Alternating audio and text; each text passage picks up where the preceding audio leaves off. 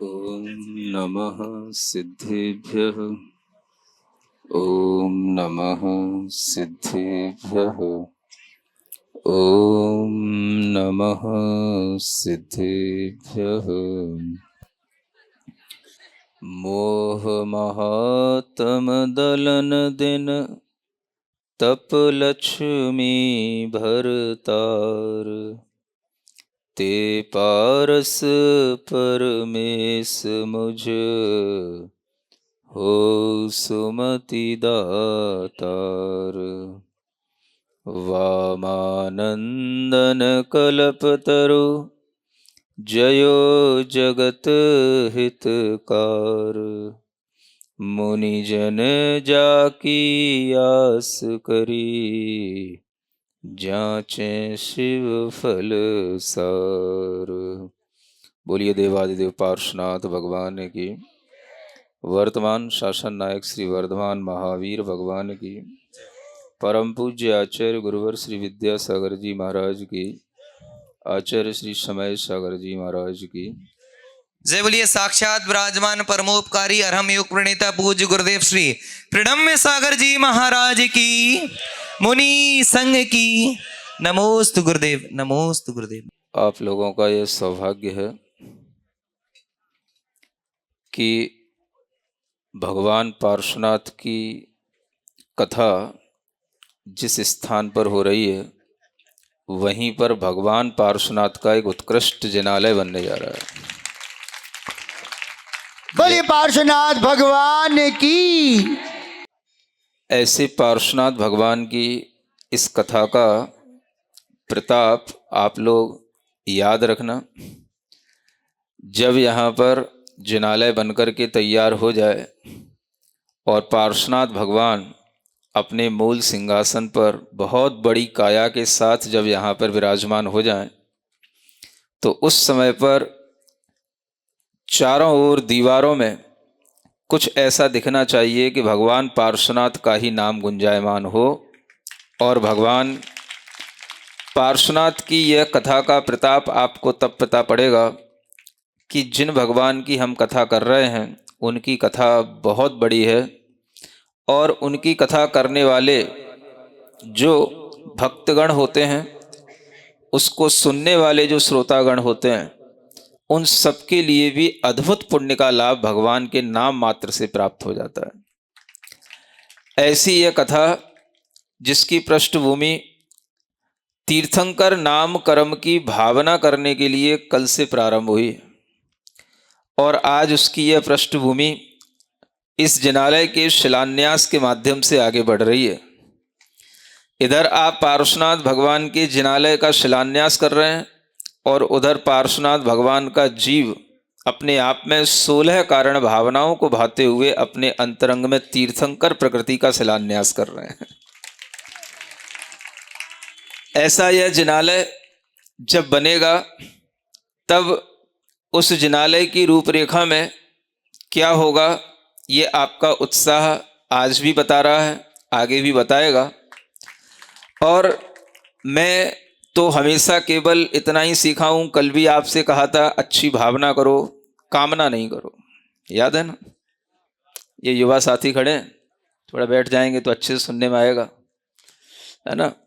क्योंकि धर्म सभा में बैठने से ही भीतर कुछ उतरता है, नेताओं की सभा में खड़े रहने से कुछ उतरता है। तो ये धर्म सभा है, अगर कुछ बैठोगे तो भीतर तक जाएगा और यही काम आएगा। क्योंकि जो हम अपने अंदर थोड़ा सा बीज वपन करते हैं यही हमारे लिए फलीभूत होते हैं। 16 कारण भावनाओं में यह जो भावना है उसको हम पहले पढ़ते हैं। दूसरी भावना कल अपन ने सुनी थी, कौन सी? दर्शन विशुद्धि भावना। आज दूसरी भावना पढ़ते हैं। रत्नत्रयधारी मुनिराय दर्शन ज्ञान चरित समुदाय। इनकी विनय विषय परवीन द्वितीय भावना सो अमलीन। यह दूसरी भावना है। क्या है? विनय भावना। विनय किसकी करना? जो दर्शन ज्ञान चारित्र में प्रवीण हैं और उसको धारण करने वाले हैं, उनकी अगर हम विनय करते हैं तो केवल विनय करने मात्र से ही हमारे अंतरंग में भी दर्शन ज्ञान चारित्र के बीज बपन हो जाते हैं।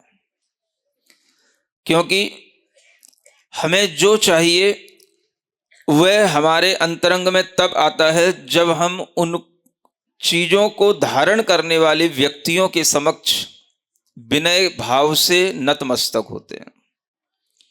और ये विनय भाव तो हर व्यक्ति को अपनी अपनी दिशा में करना ही पड़ता है। कोई राजनेता बनना चाहता है तो प्रजाजन के समक्ष विनय करता है। जब उसी प्रजा में से कोई व्यक्ति आगे बढ़कर के आपसे वोट मांगता है तो वो आपके पैर पड़ता है। जिसको जो चाहिए उसकी वह विनय करता है। कोई शिक्षक होता है, उससे आपको कोई विद्या सीखनी है तो आपको उस शिक्षक की विनय करनी पड़ेगी, तभी जाकर के वह शिक्षक आपको कुछ देगा, वो आपके कार्य में आएगा। आज अगर आप लोगों के पास में कुछ भी है तो वह विनय भक्ति के कारण से ही है, ऐसा जानना। यहां इस कॉलोनी में, महावीर नगर में, लोगों के अंदर बहुत अच्छा देव शास्त्र गुरु के प्रति श्रद्धान का भाव है। और यह श्रद्धान का भाव विनय भक्ति से ही आता है और विनय भक्ति से ही यह श्रद्धा बढ़ती चली जाती है। अपने जीवन में ये हमेशा ध्यान रखना कि आज हमें अगर कोई शोहरत मिली है, आज हमारे पास कोई वैभव है, आज हमारे पास बहुत अच्छा धन धान्य से अगर हम संपन्न हैं, तो हम नहीं हैं। ये किसने दिया? ये कहाँ से आया? ये हमारी विनय भक्ति से ही आया। और जो हम भगवान के चरणों में सिर झुका झुका करके जो अर्जित कर लेते हैं, वो अर्जित तो हम बाद में करते हैं, पहले हम अपने आप को भगवान के चरणों में अर्पित करते हैं। जो भगवान के इन चरणों में अपने आप को अर्पित करता है, उसी अर्पित के फल से उसे ऐसा अर्जित पुण्य हो जाता है जिसकी फलश्रुति अपने आप उस जीव के अंदर आती है कि अगर इस मनुष्य पर्याय में हमें कोई दुर्लभ चीज देखने को मिलती है तो वह जिन धर्म है। और उस जिन धर्म को, जिन संस्कृति को आगे बढ़ाने के लिए अगर कोई हमारे पास में आयतन है तो वह जिन आयतन है, जिन्हें हम जिन मंदिर कहते हैं।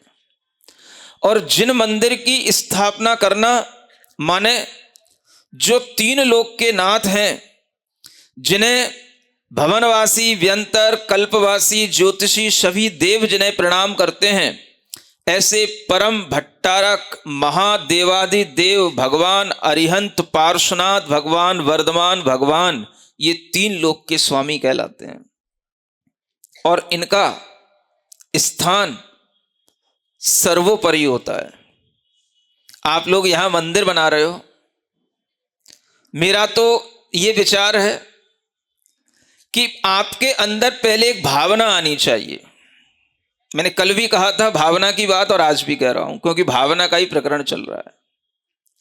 जितने भी लोग यहां बैठे हैं, ये भावना करें, ये भावना करें कि इस कॉलोनी के अंदर जितने अच्छे से अच्छे घर हैं, उनसे भी अच्छा हम भगवान का मंदिर बनाएंगे। पहले ये भावना करो। जो ग्रेनाइट हमने अपने घरों में लगा रखा है, उससे भी अच्छी क्वालिटी का ग्रेनाइट और उससे भी अच्छी क्वालिटी का पत्थर हम भगवान के मंदिर में प्रयोग करेंगे, ताकि भगवान तीन लोक के नाथ का आलय इस कॉलोनी में बने हुए घर से कहीं पर भी कम ना दिखाई दे, अधिकतर दिखाई दे। पहले ये भावना करो। कर रहे हो कि नहीं? करो, अच्छे से करो। ताली बजाने से भावना हो जाएगी क्या? भावना करो, मन से करो। हे भगवान, बोलो, हे पार्श्वनाथ भगवान, यहां का जिनालय इतना अच्छा बने, इतना खूबसूरत बने, इतना कीमती बने, इतना सुसज्जित बने कि आसपास के लोग देखने के लिए यहां पर आएं और ये कहें कि अगर जिनालय देखना है तो महावीर नगर का जाके देखो।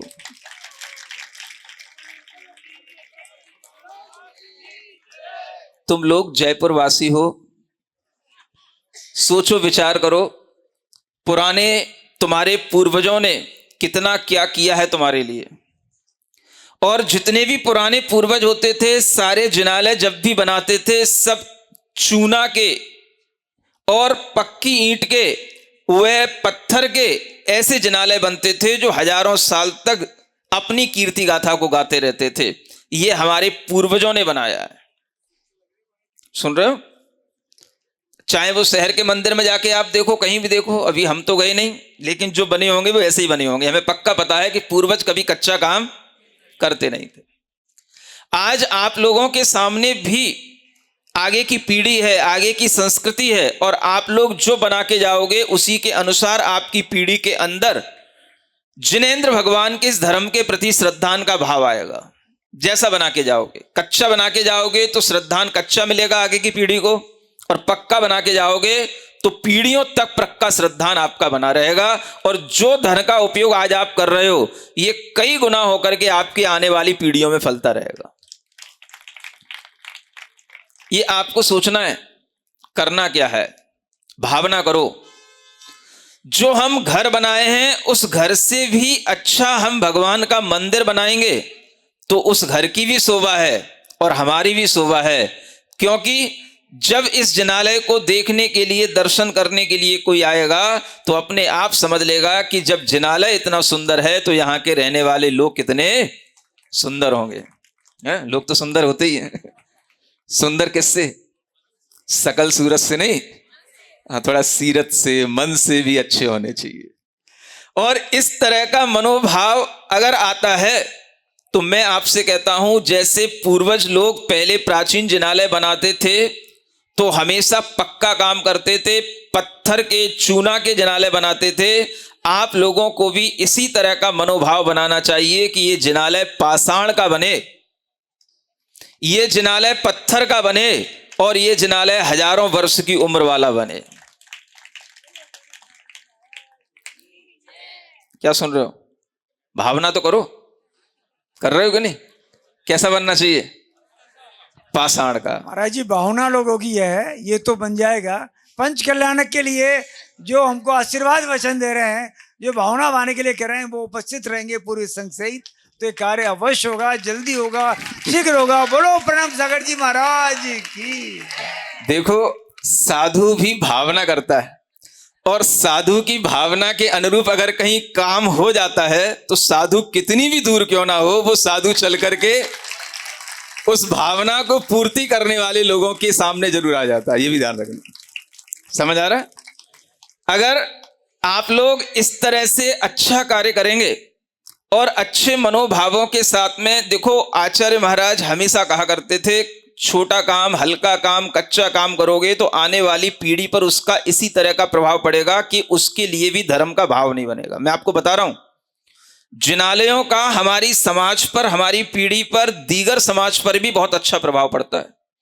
इस कॉलोनी में रहने वाले जितने भी जैन अजैन सभी लोग होंगे, सबके लिए समृद्धि बढ़ेगी। जिनालय जितना अच्छा बनाओगे, सबकी समृद्धि 20 किलोमीटर तक के एरिया में सबकी समृद्धि बढ़ेगी इस जिनालय के माध्यम से। मीरामार शामिल है। आप लोग ये जाने कि अगर पहले के लोग पत्थर का, पाषाण का जिनालय बनाते थे, पक्के जिनालय बनाते थे, तभी जाकर के उनके धर्म के वह बीज आज हम लोगों के अंदर हैं, जो आज ये धर्म की प्रवृत्ति, धर्म की प्रभावना हमको दिखाई दे रही है। आज जगह जगह पर हम देख रहे हैं, कॉलोनियां जगह जगह पर नई बन रही हैं, नई नई कॉलोनियों में जिनालय तो बन रहे हैं, लेकिन जिनालय में जिनालय जैसा कुछ नहीं दिख रहा है। सिर्फ बेदी बना देते हैं, चार दीवारी बना देते हैं, वो जिनालय नहीं होता। भगवान की अगर हम जितना ज्यादा बहुमान करेंगे, विनय संपन्नता जितनी ज्यादा रखेंगे, ये विनय भावना हमको आज इसी प्रसंग पर यही बताने आई है कि हम कितने भी करोड़पति क्यों ना हो, लेकिन हमारे अंदर ये भावना आना चाहिए कि हे भगवान, अगर हम 1 करोड़ का, 2 करोड़ का, 4 करोड़ का मकान अपने लिए बनाते हैं तो हे भगवान, इससे भी ज्यादा आपके बैठने का उच्च स्थासन हम बनाएंगे। यह भावना पहले करो, इसका नाम है विनय भावना। सुन रहे हो? चुप हो गए? अपने घर से भी ज्यादा अच्छा उच्चासन आपको देंगे भावना तो करो। मैं सिर्फ क्या कह रहा हूं, भाव करो, बस हृदय को पहले खोलो, सब हो जाएगा। आप भाव करो, और उस भाव के साथ में अगर आप ये काम करोगे तो यहां पर एक एक व्यक्ति ऐसे हैं जो दुनिया में जाकर के दूसरी जगहों पर करोड़ों करोड़ों रुपए लगा करके मंदिर बनवा रहे हैं, तरह तरह के काम करवा रहे हैं। क्या वो अपनी कॉलोनी के जिनाले के लिए सहयोग नहीं प्रदान करेंगे? और नहीं करेंगे तो उन्हें मेरे पास ले आना, मैं भी उनको जानता हूं, मैं उनके कान पकड़ करके कहूंगा इनको काम करना है। हा? क्यों नहीं कह सकता? तो हर एक व्यक्ति यहां पर समर्थ है, इसलिए इतनी अच्छी पाषाण की नक्काशी के साथ में यह जिनालय यहां पर खड़ा होना चाहिए, ताकि यह भी मानसरोवर कॉलोनी में ही आता है ना? नहीं आता तो किस में आता है? तो अलग ही नगर है क्या? दुर्गापुरा में आता है। तो महावीर नगर, दुर्गापुरा, मानसरोवर आसपास के, मैंने 20 किलोमीटर का एरिया इसलिए बोला है ना, 20 किलोमीटर क्या बोला कि 20 किलोमीटर एरिया में अगर कोई देखने आए कि भाई प्राचीन मंदिर तो ठीक है, नए जिनालय अगर किसी कॉलोनी में अच्छा बना हुआ है पाषाण का, तो चलो महावीर नगर में देखने चलते हैं। समझ आ रहा है? ये होना चाहिए। और इस तरह के जब जिनालय बनेंगे और उसको आप बना करके निर्मित करके अगर आप तैयार करोगे और उस समय तक अगर आप जल्दी कर लोगे तो ठीक है, और समय का तो कोई भरोसा है नहीं है। लेकिन अगर किसी भी तरह से, आचार्य महाराज हमेशा कहा करते थे, आप लोगों को हमेशा पाषाण के जिनालय बना करके जिन संस्कृति की रक्षा और उसका संवर्धन करना चाहिए। इसलिए आचार्य महाराज ने जहां कहीं पर भी आशीर्वाद दिया है, अगर कोई ने कंक्रीट के मंदिर का आशीर्वाद लिया है तो उन्होंने क्या बोलते हो, ऊंचे ही मन से दिया है। ऊंचे ही मन से, ऊंचे ही मन का मतलब समझते हैं ना? हाँ ठीक है, अब तुमसे नहीं बन रहा तो क्या करें। लेकिन अगर कोई कहता है कि हमें पाषाण का जिनालय बनाना है, तो आचार्य महाराज दिल खोल करके आशीर्वाद देते थे। और आज भी अगर आप संकल्प कर लोगे तो मैं आपसे गारंटी से कह रहा हूं, ऊपर से आशीर्वाद आज भी मैं बरसवा दूंगा आचार्य महाराज। महाराज जी बिल्कुल संकल्पित हैं, बिल्कुल संकल्पित है। बोलो प्रणव सागर जी महाराज की जय। तो आशीर्वाद ऊपर से आपको बरसेगा, आप चिंता नहीं करना। और बस निवेदन यही है, पंच कल्याणक आपके उसकी चिंता नहीं करो, ये हमारी भावना है। आप अपने अंतरंग में इस तरह के पवित्र भावों के साथ चलते रहोगे। विनय संपन्नता की ये भावना चल रही है। भगवान पार्श्वनाथ की जिनालय का शिलान्यास और उनके पूर्व जीवन के अंदर तीर्थंकर प्रकृति का शिलान्यास एक साथ चल रहा है, मैंने आपसे कहा ना। और इस तरह से जब हम विनय भाव से संपन्न होते हैं तो हमारे लिए किसी भी तरह से धन की कमी नहीं पड़ती। एक बात गांठ बांध करके हमेशा रखना, धन, सुख, शांति हमारे अर्जित किए हुए धर्म से ही आती है और किसी से नहीं आती। ये युवा पीढ़ी भी इस बात को ध्यान में रखे। केवल बड़ी बड़ी नौकरियां कर लेने से या बड़े बड़े बिजनेस कर लेने से धन नहीं आ जाता। वह धन आपका तभी किसी अच्छे कार्य में लगेगा, अच्छे काम में आएगा, जब आपके अंदर धर्म का भाव होगा। और जिन लोगों के अंदर इस तरह के धर्म के भाव होते हैं वो हमेशा देव शास्त्र गुरु के प्रति, सम्यक दर्शन ज्ञान और चारित्र के प्रति हमेशा विनयशील रहते हैं। ऐसे भावों के साथ जब हम भगवान के चरणों में, देव शास्त्र गुरु के चरणों में जाते हैं और हम जब नमित होते हैं, तो उसी से हमारे अंतरंग में इस तरह का पुण्यबंध होता है, जो पुण्यबंध हमें आगे चल करके फलता है। इसलिए भावना भी करो और अपने हृदय को मुलायम बनाने के लिए यह विनय संपन्नता की भावना भी बनाए रखो। किससे संपन्न बने रहे? विनय संपन्न, है ना। ह्यूमन नेचर में हम्बल नेचर जरूर होना चाहिए, हम्बलिटी। यह अगर बनी रहती है तो हमारे अंतरंग में पवित्रता बनी रहती है और यही हमें ऊपर उठाने वाली चीज होती है। आप देखेंगे जितना भी बड़ा व्यक्ति होता है वह उतना ही नम्र भी होता है, और तभी लोग उसके लिए अच्छा समझते हैं, आगे बिठाते हैं। और जब भी आपका कोई स्वागत करता है तो आपको गर्दन में कोई माला तो डालता है, लेकिन गर्दन आपको उसके प्रति थोड़ी झुकानी भी पड़ती है कि नहीं? यह विनम्रता, सम्मान मिलता है और जो सम्मान देता है उसके लिए भी अच्छा लगता है, जो लेता है उसके लिए भी अच्छा लगता है। और जब हम इस तरह से विनम्र होकर के आगे बढ़ते हैं तो हमारी संपन्नता इसी को कहा गया है। इसको क्या नाम दिया है? 16 कारण भावना में एक ही भावना ऐसी है जिसके पीछे एक शब्द लगा है, संपन्नता। सुन रहे हो? ये नया चिंतन दे रहा हूं आपको। हाँ, दर्शन विशुद्धि की संपन्नता नहीं कही गई, आगे आने वाले सील व्रतों की संपन्नता नहीं कही गई, और भी किसी भक्ति भावना की संपन्नता नहीं कही गई। एक ही भावना है जिसके साथ क्या लगा है? संपन्न। संपन्न का मतलब हाँ, समझो आप, ये विनय की संपन्नता जितनी होगी, मन वचन काय से हम जितना भीतर से नम्र होते हैं, जितना हृदय से हम भगवान के चरणों में विनयशील होते हैं, हमारी संपन्नता इस विनय के माध्यम से ही बढ़ती चली जाती है। इसलिए इसका नाम है विनय संपन्नता। क्या सुना? संपन्न तो सबको बनना है, समृद्ध सबको बनना है, लेकिन ये संपन्नता आती कहां से है? विनय से आती है। इसलिए ये मत समझना कि विनय संपन्नता केवल विनय की संपन्नता हमें रखना है। विनय से संपन्नता आती है, यह विचार हमें आचार्यों ने दिया है। इसका दूसरा अर्थ यह भी ध्यान में रखना है। किसी भी तरह की संपन्नता किससे आएगी? विनय से आएगी। आपके घर में बेटे होते हैं, बहुएं होती हैं, घर में बेटों के भी बेटे होते हैं, और आप देखते हैं कि अगर हम उनके लिए अच्छी भावना करते हैं और अच्छी भावना करते हुए जब वो बड़े होते हैं तो हम क्या देखते हैं? आप कहो या ना कहो, जो बड़े बच्चे बैठे हैं, युवा बैठे, मैं उनको बताना चाहता हूं, उनके बच्चे अगर हो रहे होंगे या हो गए हैं तो वो भी ध्यान रख लें, क्योंकि आपके पिताजी तो सामने बैठे ही हैं।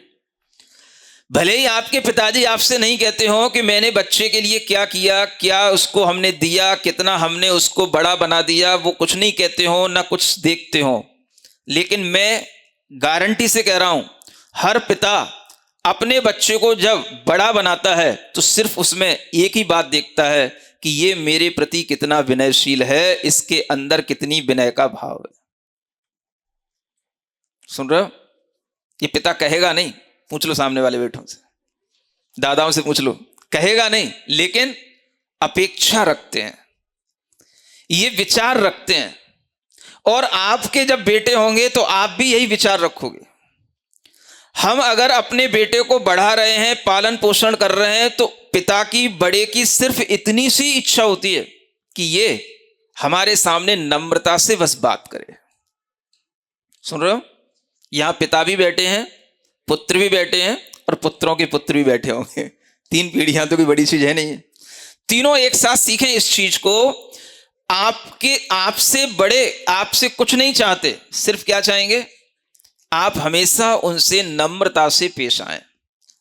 आपको कुछ भी उनका चाहिए है, कोई भी उनकी प्रॉपर्टी चाहिए है, अपना कोई भी काम बनाना है, अपना कोई भी जो है उनसे धन लेना है, कोई नया बिजनेस आगे शुरू करने के लिए अपने को कोई हेल्प चाहिए है, किससे आएगी?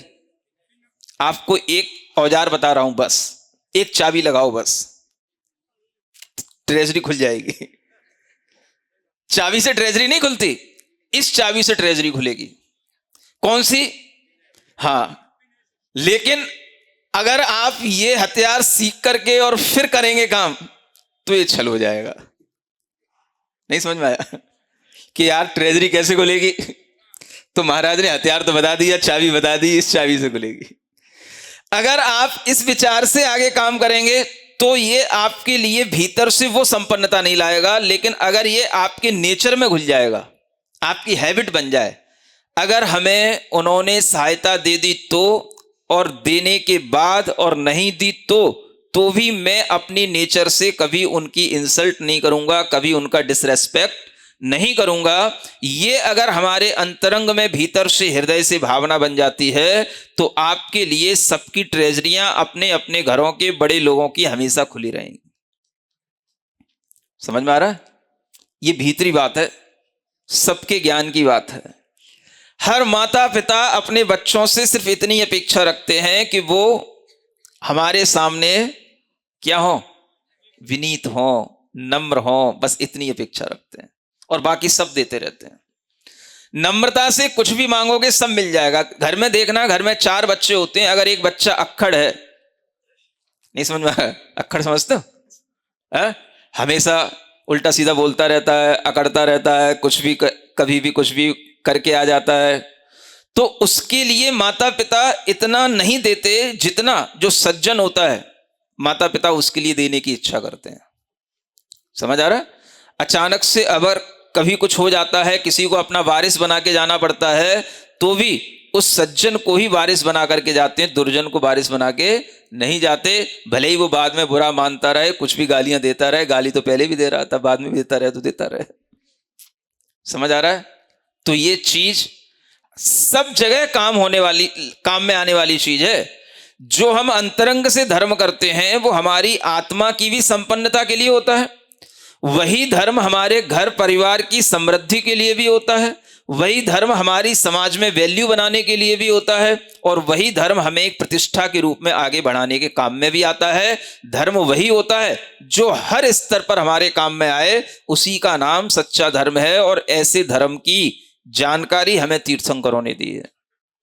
कौन सा धर्म? विनयशीलता। इस विनय से संपन्नता आना, ये हमारे अंतरंग का भाव अगर बन जाता है तो ये आने वाली पीढ़ी हमेशा ऐसे जिनालयों में आकर के भगवान का अभिषेक पूजन करके, भगवान की तरह तरह से स्तुति करके जब अपने आप को समृद्ध बनाती चली जाएगी तो उनकी भी आने वाली पीढ़ियां समृद्ध होती चली जाएंगी। भगवान पार्श्वनाथ जहां बैठ जाते हैं, कौन सी दिशा है ये? उत्तर दिशा है। अरे वाह, उत्तर दिशा तो वैसे ही कुबेर की दिशा होती है। समझ आ रहा है? जो आप देखना, केवल भगवान की इस संकल्पना के साथ ही जो इस प्रोजेक्ट से जुड़ेंगे, इस प्रकल्प से जुड़ेंगे, उनके लिए समृद्धि शुरू हो जाएगी। और जब तक भगवान यहां बैठेंगे, आप देखना कि भगवान के कारण से कितने बड़े बड़े इस लोगों के अंदर फायदे और कितने बड़े बड़े लोगों को लाभ मिलते हैं। ये मैं यूं नहीं कह रहा हूं, मैं अपने जीवन के अनुभव से आपको बता रहा हूं। समय नहीं है, ऐसी बहुत सी जगह हैं जहां पर लोग एक मंदिर बनाने के लिए भी सामर्थ्य नहीं रखते थे, लेकिन जब उनसे कहा कि नहीं तुम करो और इस तरह से करो, आज वो इतने फल फूल रहे हैं कि उनकी जिंदगी बदल चुकी है। इस तरह की सामर्थ्य हमारे अंतरंग में आती है। इसलिए भगवान जिनेंद्र देव की इस स्थापना से जो उत्तर दिशा में कुबेर की दिशा में स्थापना होगी, आप अगर यहां पर 1 CR लगाओगे तो 10 CR की आपके लिए प्रॉफिट अपने आप होगी। समझ आ रहा है? मैं बिजनेस नहीं कर रहा हूं, मैं तो सिर्फ बता रहा हूं, ये अपने आप होता है।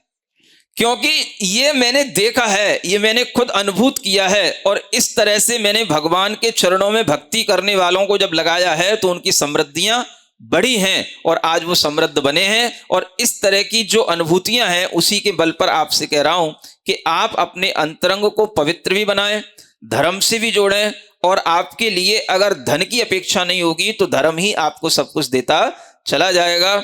ऐसा मंगल कार्य आप लोगों ने यहाँ पर किया है। यह दीपावली का शुभ मुहूर्त ही चल रहा है। 24 तारीख से क्या आपका तो मुहूर्त 22 तारीख से ही शुरू हो गया था, है ना? बीच में 24 भी आ गई, 26 भी आ गई, आज 28 भी है। कितनी आज? 28 भी है। सब बढ़िया चल रहा है। और इस तरह का आपका ये जो मंगल कार्य चल रहा है, ये दीपावली की शुभकामना के रूप में मेरी तरफ से प्रेजेंट ही समझ लेना, ये गिफ्ट समझ लेना, ठीक है ना? अगली दीपावली तक आप कुछ अच्छा बना करके तैयार करके यहां पर करना। ये जरूर ध्यान रखना, अच्छे काम जल्दी करना, विलंब नहीं करना। अच्छे काम जितनी जल्दी करोगे उतनी जल्दी होंगे, और जितना ज्यादा आप उसमें डिले करोगे वो डिले होते चले जाएंगे। इसलिए जो काम जल्दी से हो जाते हैं वो काम जल्दी सफल हो जाते हैं। इसलिए जल्दी करने की कोशिश करना, और आपकी भावना अगर बनी रहेगी तो वो भी भावना आपकी पूर्ण होगी जो आप यहाँ पर भावना भा रहे हैं। मैं तो सिर्फ कह रहा हूँ भावना भाओ आप, है ना? आप भावना भाओगे, आपकी हर भावना पूर्ण होगी। भगवान जिनेंद्र देव समक्ष हैं। भगवान जिनेंद्र देव से ही प्रार्थना करता हूँ इन सब भव्य जीवों की मंगल भावनाएं जल्दी पूर्ण हो, और इन सब के लिए मंगल हमेशा होता रहे। ऐसी मंगल भावनाओं के साथ बोलिए महावीर भगवान की। सिरिजिणवाणी जग कल्याणी जग जन मदतम मोहरी जनमण हारी गढ़हर हारी जम जरा भव रोग हरि तिथियराणम दिव्यझुणिम जो पढ़ई सुणई मय्ये धारई राणम सौखमणन्तं धरिय सासद मोक्ष पदम पावई सासद मोक्ष पदम पावई।